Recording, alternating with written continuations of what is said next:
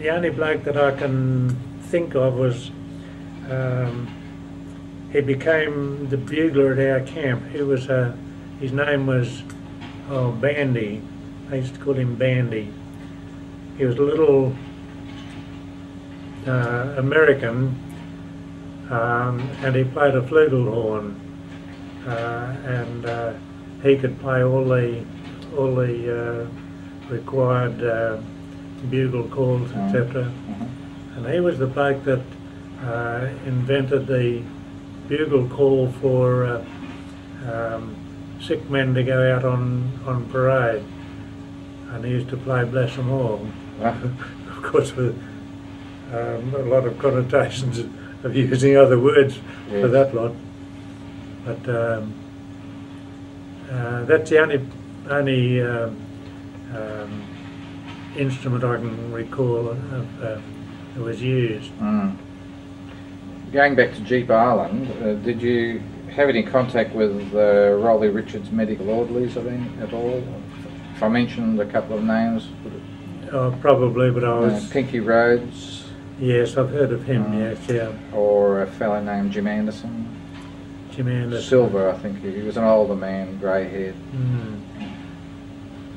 No, I don't recall him.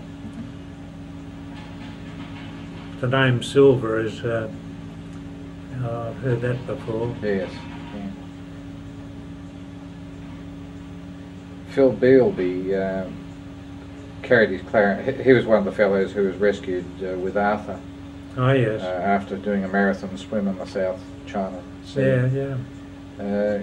But Bealby actually only lost his clarinet when he had to jump into the water on that occasion. He carried it all the time he was on the line. That would have been a sad loss. Yeah. Better to save your own life, though. I think so. Now, where were you? Do you recall where you were when you became aware that peace was declared? Yes, we were in Changi jail. Well, we weren't in the jail, we were out the back of the jail. But we knew it was coming. The bombing raids on Singapore and on particularly on Keppel Harbour and the shipping there, they were quite fierce and quite sustained bombings, that sort of thing. But also when we saw these P-38s, the American fighters come across, and we knew that they weren't far away when they could send a fighter across. A bomber's a long-range thing, but these fighters were they were quite something as far as we were concerned. And they came in and buzzed over the jail and all this sort of thing. And of course there was no there was no opposition, because by that time the Zeros were out of the picture, and the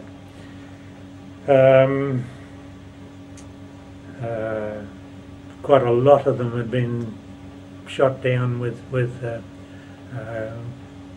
trying to prevent some of these raids, because the fortresses were quite well armed and pretty dangerous sort of things to tackle. But that, plus the fact that the Japs had started, or the Jap guards had started questioning if anybody had gold, they'd be prepared to buy the gold. And any American money, any Australian money, any British money, they would be prepared to give you invasion dollars for it. We knew then that it wasn't very far away, but of course it became a bit of a nervy point, because we were also aware that just down the road they had installed a 6-inch naval gun, and it was capable of being turned round to the jail, so you weren't exactly happy about it. But when it came quite dramatically, because the airplanes come over, these liberators came over, and they dropped millions of these leaflets over the camp. Amongst the advice on these leaflets was, don't eat any native food, that sort of thing, and don't drink alcohol and those sorts of things. But we'd been eating native food for the last 3 years, so wasn't really of much consequence. But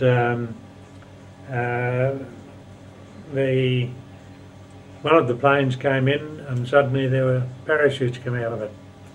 There were half a dozen parachutes came out of it, and they landed down on the aerodrome just down below the camp. And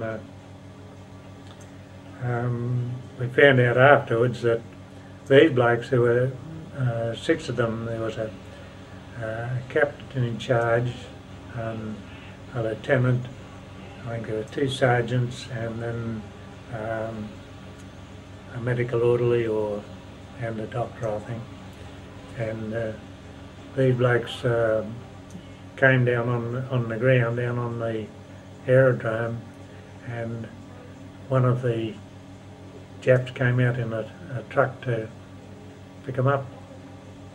And of course they, like these blokes that are trying to do this sort of thing, bundled the bloke out in about 2 seconds flat and left him down on the aerodrome.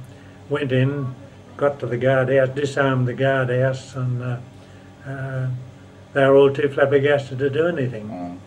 Went up and came up to the jail, disarmed the guardhouse that was up there, because they all just sitting there like Jackie, and disarmed them, and then of course we're in amongst the mob in the camp, and of course that's when they went and got the boss cocky and pulled him out as well, and disarmed him, and took his sword away from him and that sort of thing, and that was virtually the end of it as far as the war was concerned. But at the time, what the devil was his name? Taruchi, Count Taruchi. He was the bloke that was in charge of the Southeast Asia troops, and he refused to go up to Rangoon, I think it was, to formally surrender. He reckoned he was going to fight to the finish. That was his credo. So apparently